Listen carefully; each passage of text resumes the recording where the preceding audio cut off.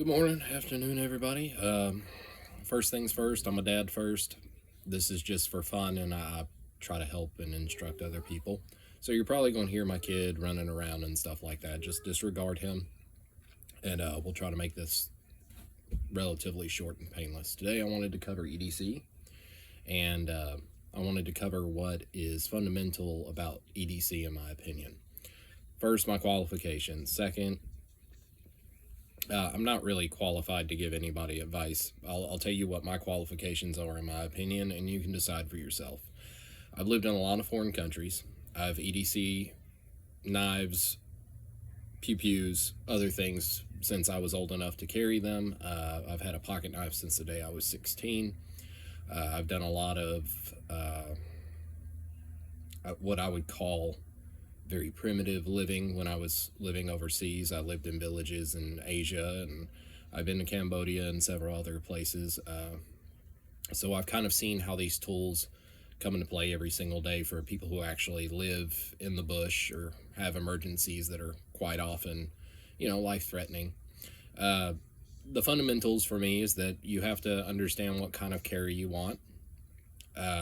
There's multiple different kinds. There's what I would call more of a Western carry, which is, case knives, peanuts, folders, stuff like that. There is kind of the newer age, maybe you need to get down. There's kind of the newer age carry, which is, your Benchmades and your tactical folders and stuff like that. You need to figure out what kind of stuff you want to carry in order to effectively make a decision. A decision on what is going to be most effective for you.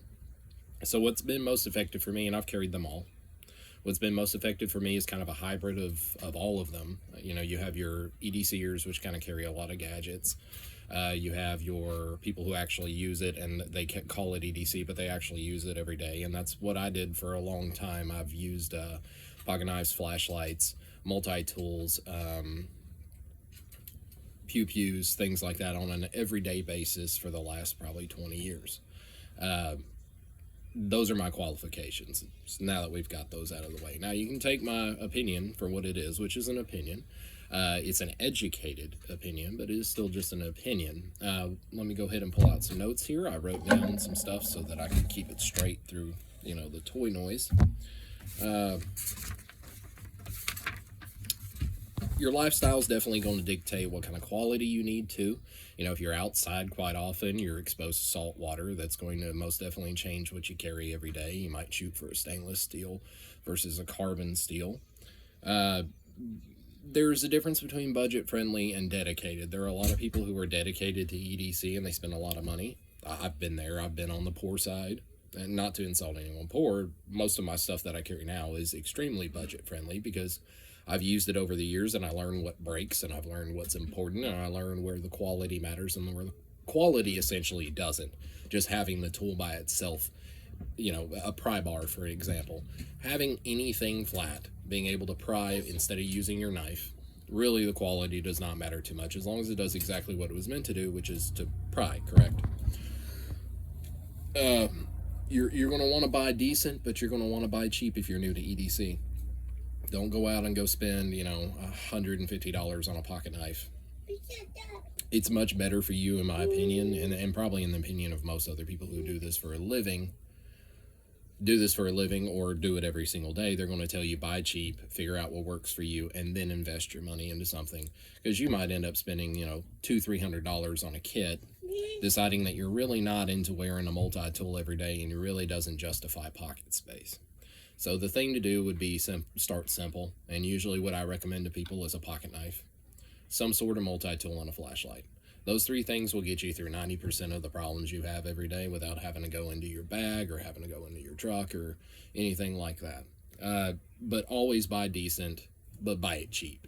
And if that doesn't make sense to you, essentially in your head, think of what is the cost of a good pocket knife in your opinion.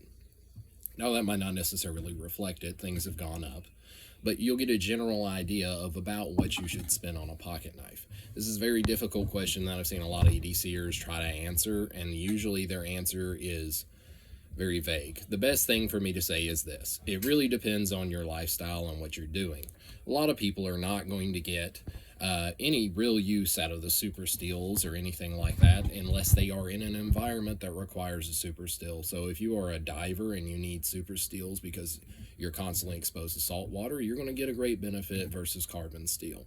But if you're just a guy carrying a knife every day and you maintenance your stuff pretty often and you're sharpening your knife pretty often anyways because you use it a lot, chances are you really don't need a super still. You just need a good quality lubricant and you need a good quality knife to go along with it.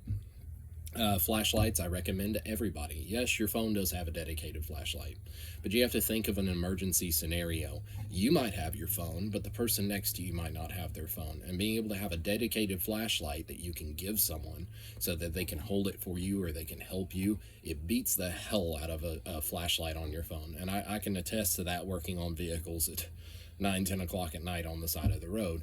Having a dedicated flashlight, even if you are not giving it to somebody, it's 4 times brighter. It does one thing. If you need to be on your phone, you can't be using your flashlight, carry a flashlight and carry backup batteries with it if you can. I usually include those in my bag that I leave in my truck. By the time the battery goes dead on 95% of my stuff, I'm already near my truck to begin with. So I go ahead and either charge it, which I recommend rechargeable batteries if you can get them, but I'll tell you, the largest problem I've had with rechargeable batteries is that a lot of times they go out faster than the flashlight does, and a lot of them are proprietary. So you can, like Streamlight, for example. Streamlight has a great micro flashlight that I carried for probably 2 years. It charged on a regular basis. It was great. It was perfect for my EDC. It was just bright enough for what I needed. It had different light settings, and it had a very positive button, and that's usually where most flashlights fail, is going to be on the button. The housing itself usually works fine. The LED lights last a long time now. The biggest problem you're going to have is powering that flashlight. And the easiest thing to do, honestly, in my opinion, having experienced this myself, is rechargeable flashlights are great if you can afford the proprietary part. If you cannot, the best thing to do is probably buy a AAA or AA flashlight, because they're commonly available even in your remotes or whatever you have to get them from if you really need it. There also will be much easier to find in an event of a catastrophe. Most people will stock up on AAA batteries, AA batteries, etc. So you will have a source of power for your light, pretty much regardless of what the circumstance is. You cannot charge a non-rechargeable flashlight, though, and that's the problem. You do have to carry batteries. You're trading off of convenience for the ability of longevity, which it really depends on what you're into. I've done both. I like both. They both have pros and cons, though, and that needs to be understood ahead of time. Don't shop by brand. Do not get it into your head that a specific brand is better than anything else. There are brands known for quality, but just like every other brand, there are some products that they create that just do not live up to the standard. Some of them are flawed. So don't get cemented into a specific brand when you're shopping. Look for the quality, look for the application that you need, and if it doesn't fit the quality that you need, look into a brand that does provide a similar product that is the quality that you need. And sometimes saving the money is just the better option, and I'll get to that in a minute. Bit drivers. I've been doing this a long time. I used to wear glasses. Honestly, bit drivers, in my opinion, and this is my opinion as someone who worked in a field, who's worked on tractors, who's used these tools on a daily basis, I just do not see the pocket space being justified for a bit driver. That's me.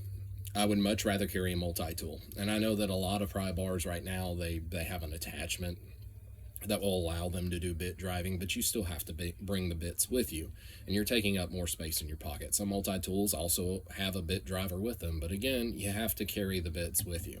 My opinion, is just not worth it. Most of the stuff that you're going to run into can be handled with a multi-tool. With the exception of like really minute electrical or glasses, for the most part, you can get by with just a Phillips screwdriver and a flathead, or a sharp Phillips screwdriver and a sharp flathead, the micros. But not everyone has that. So in general, I would recommend carrying just a multi-tool, a decent quality one. I don't recommend brands on this channel. I never will, because it's all based off of performance, and I feel like asking someone to specifically stick to brands or recommend brands just opens the door for an argument or a disagreement, and I don't feel like that's fair to anybody. Pry bars, again, like I said, don't take your money and spend it on a pry bar that's made out of titanium when you can get one in steel made the same way, unless weight is a problem to you, and I'll get to that in a minute too. Make the tools that you purchase the pocket space back from you. What I mean by that is, when you wear it, if it doesn't justify itself to the point to where you're wanting to put that thing in your pocket every day, like the pry bars, they kind of did that for me after a while, because when you first start out with EDC, there's going to be a few things that you're going to have to learn. One is how to use your knife properly, especially in an environment where you don't have anything that you can quickly remedial a blade with. The best thing to do, honestly, is just learn how to use your knife. Take it outside, use it, learn what tears up the blade, learn what dulls it, and this will depend greatly upon the steels you have. But a majority of the time, a lot of people are not going to see any significant value from super steels on an everyday basis. And if you are constantly maintaining your blades, it might be an abuse problem. I've used 420. It works okay. It'll get the job done, and I have to sharpen it once a week. I've used 154 CM. I've used a number of different tool steels, all kinds of stuff. Anyways, so make them purchase the pocket space back. If they're not, then that tool is not effectively doing anything for you except taking up pocket space. And in EDC, pocket space is a premium, especially if you're carrying, 2 or 3 different tools with you. One pocket is pretty much going to be completely useless for anything except for something that you only take out or in once or twice a day. Your hands are not going to want to fit. It's going to be heavy on that side of your pants. But for people who do this every single day, those tools, their weight, and the pocket space they take up, the amount of headache they solve is worth it. I've used a multi-tool every day since I started carrying one. And I didn't start carrying a multi-tool. I started carrying just a regular pocket knife. But once I ended up getting an actual multi-tool and being able to use an actual multi-tool, it very quickly bought the pocket space from me. I would much rather have my multi-tool in that slot than anything else. Same thing with a pocket knife. I started using a pocket knife. I realized how valuable they were to me every day in my line of work, cutting rope, cutting boxes, opening envelopes, opening packages, helping wildlife, cutting down briars, thickets, opening, you name it. You obviously have found your way to this channel, so you know what a pocket knife is valuable. The weight and when it really matters. So it really depends on how valuable that tool is to you. I'll tell you now that I've wore Leatherman, I've wore Gerber. Gerber is actually my preferred style of multi-tool, but their quality is lacking, and I can say that. Their quality is not as good, their fit and finish is not as good as, say, Leatherman. Leatherman, in my opinion, is a great multi-tool company, but they're a little pricey, on top of the fact that they're a little bit generic in what they have. I like that Gerber has the spring-loaded pliers. I like a lot of different things about that, but you have to consider the quality. And honestly, Gerber, I've torqued down on nuts before, and the plier part will just separate or bend, or it'll break. I've broke them too, trying to just crimp down on something, and it'll just crack the whole thing off. They're not built very well. They're built better, but the quality is not good. But in short, what I would do if I was coming new to EDC is I would start with, very simply, purchasing a pocket knife, a decent pocket knife, one that I would believe in. And I have some recommendations on those if anyone would like to see those. There's definitely some recommendations that I can give in quality budget knives, which I will probably do in another video. As far as flashlights go, stick with the brands that you know. Stick with the brands that are decent. Bushnell makes a decent one. Streamlight makes decent ones. It really depends on your budget. But for the most part, they're pretty much all acceptable. And even China is getting on board with making some pretty decent flashlights now. like and subscribe if you like the content. It kind of lets me know how I'm doing on these things. Eventually I will get, a better filming setup, and I will probably invest a little bit more time into it. But now I'm just trying to get my feelers out there and see how people, welcome the content and etc. like that. I hope y'all have a wonderful Sunday afternoon, and I will see y'all in the next video. Peace.